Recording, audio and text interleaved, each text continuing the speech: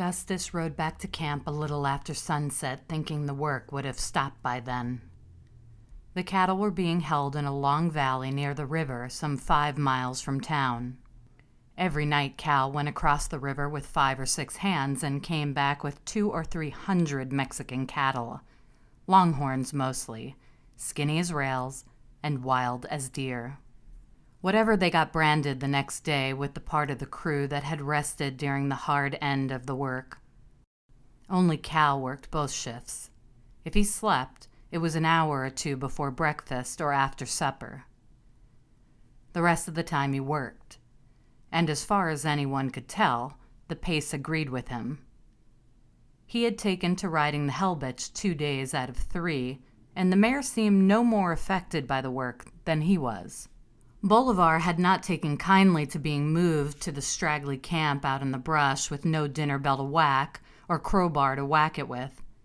He kept his 10-gauge near the chuck box and scowled at everyone. The Irishmen were so intimidated that they were always the last ones in line. As a consequence, they got little to eat and were no longer as fat as they had been the day they arrived. It seemed the Irishmen were part of the outfit, though. Their total inexperience was offset by an energy and a will to learn that impressed even Cal. He let them stay in the first place because he was so short-handed he couldn't afford to turn away any willing hand.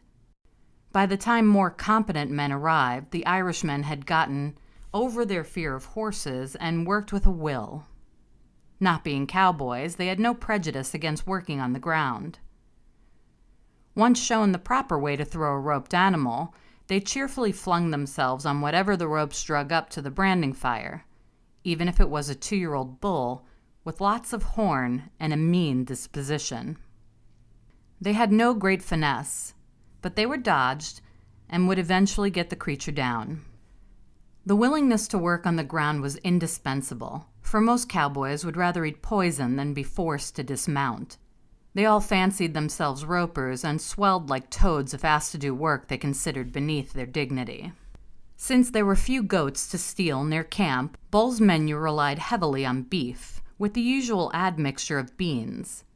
He had brought along a sack of chilies, and he dumped them liberally into his beans, feeling free to augment the dish with pieces of whatever varmint strayed into his path, rattlesnakes mostly, with an occasional armadillo. For several days the crew ate the fiery beans without complaint. Only the Irishmen showed pronounced ill effects. Young Sean had difficulty with the peppers.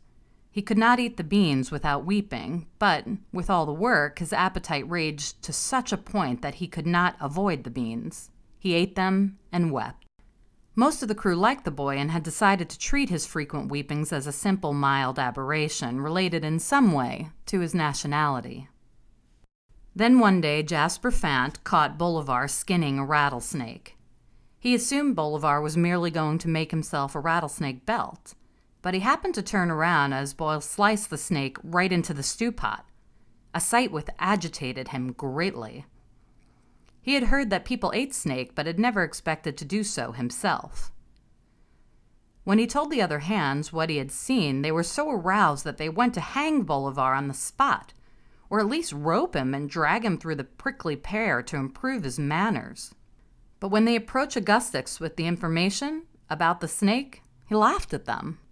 "You boys must have been raised on satin pillows," he said. "If you rangered, you'd have got a taste for snake long ago." He then proceeded to give them a lecture on the culinary properties of rattlesnake, a lecture that Jasper, for one, received rather stiffly.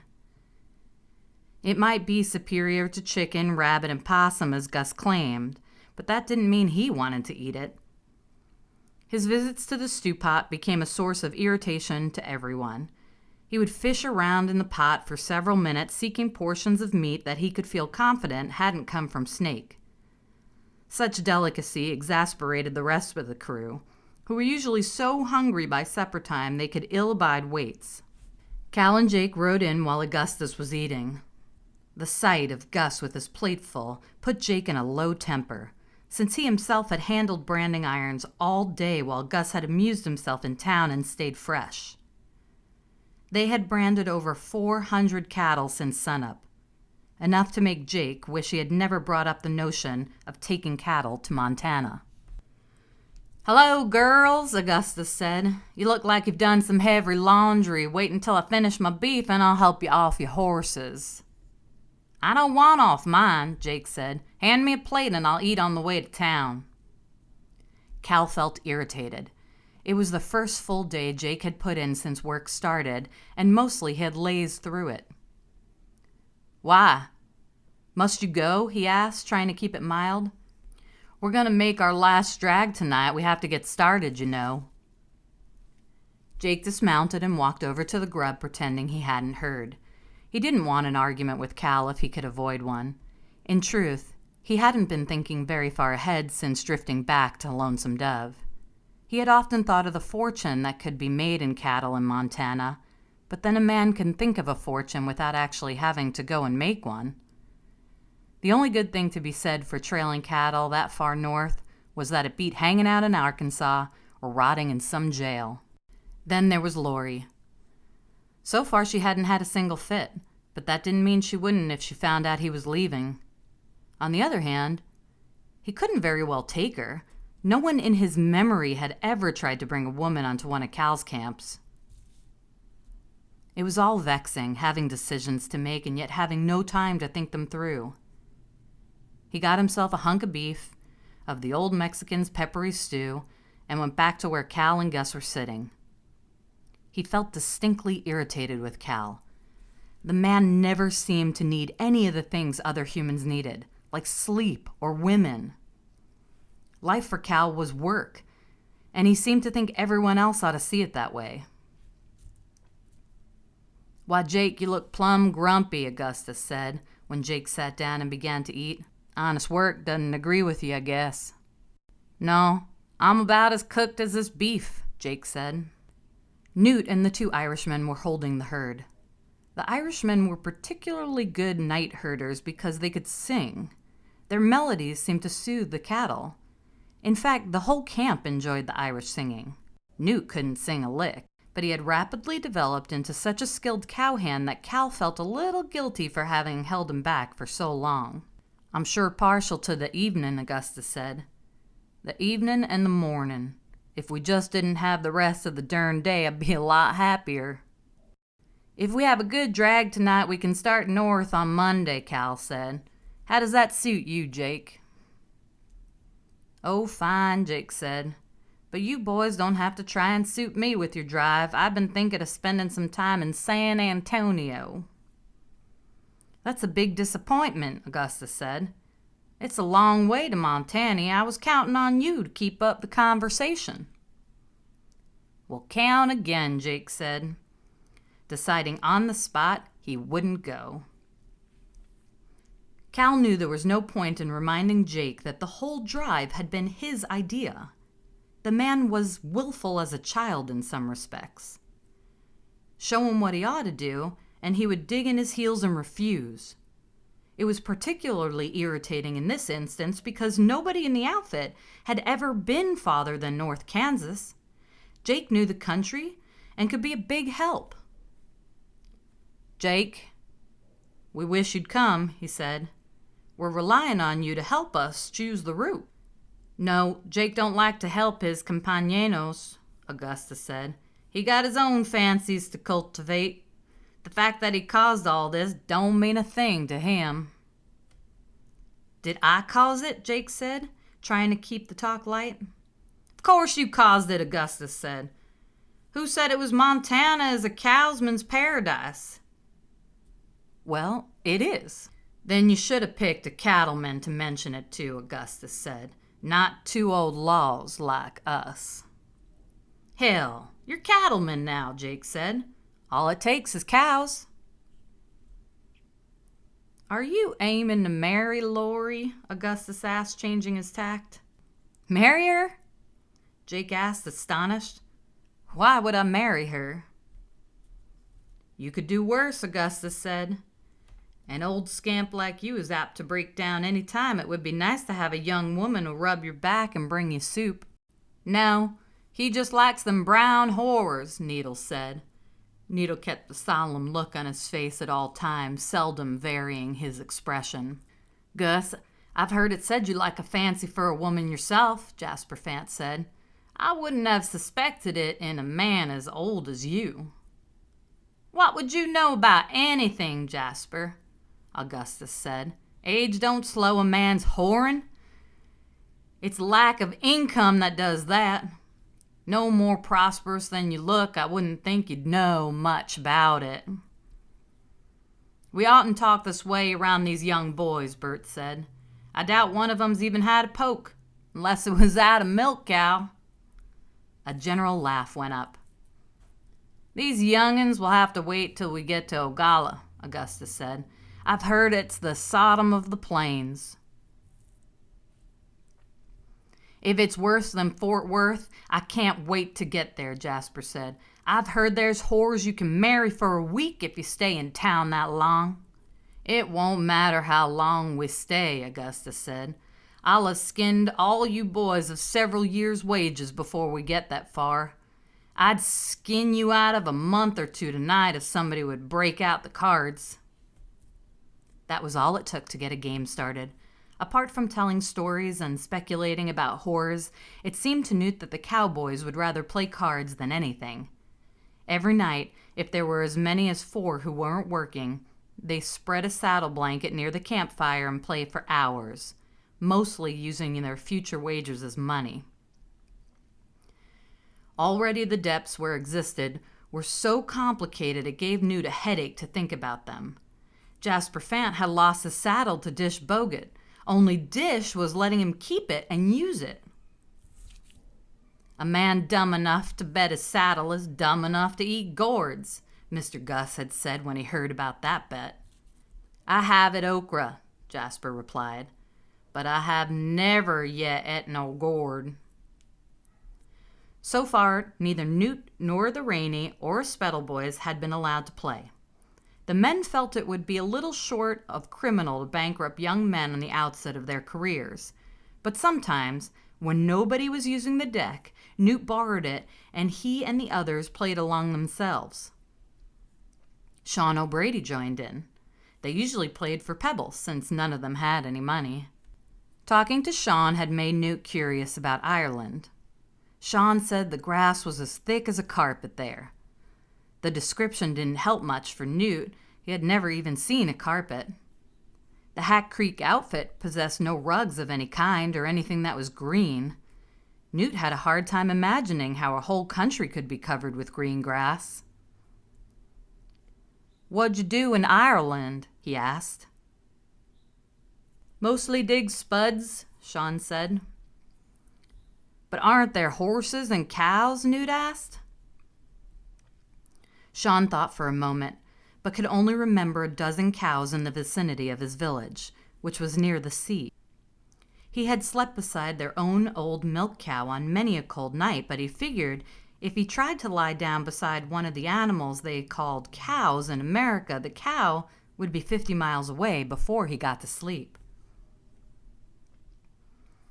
"There are cows," he said, "but you don't find them in bunches. There'd be no place to put 'em." "What'd you do with all the grass then?" Newt said. "Why, nothing," Sean said. "It just grows." The next morning, while helping Deets and P build the branding fires, Newt mentioned that Sean, he said, brought his milk cow into the house and slept with her. Deets had a good laugh at the thought of a cow in a house. P stopped working for about 10 minutes while he thought the matter over. P never liked to give his opinion too quickly. "It wouldn't work around the captain," he said finally, that being his opinion. "How long do you think it'll take us to get up north?" Newt asked Deet, the acknowledged expert on times and distances. Though he had laughed about the cow in the house, Deets had not been his usual cheerful self for the last few days. He felt change coming. They were leaving Lonesome Dove, where life had been quiet and steady, and Deets couldn't understand the reason for it. The captain was not prone to rash moves, and yet it seemed rash to Deets to just pick up and go north. Usually when he thought about the captain's decisions, he agreed with them. But this time, he couldn't. He was going, but he felt uneasy in his mind. He remembered one thing the captain had drilled into them many times during the rangering years, that a good start made for a good campaign. Now it seemed to him the captain had forgotten his own rule. Jake Spoon came home one day, and the next day the captain was ready to go, with a crew that was just a patched-together bunch, a lot of wild cattle, and horses, most of which were only half broke. Besides that, it was nearly April, late to be starting out to go so far.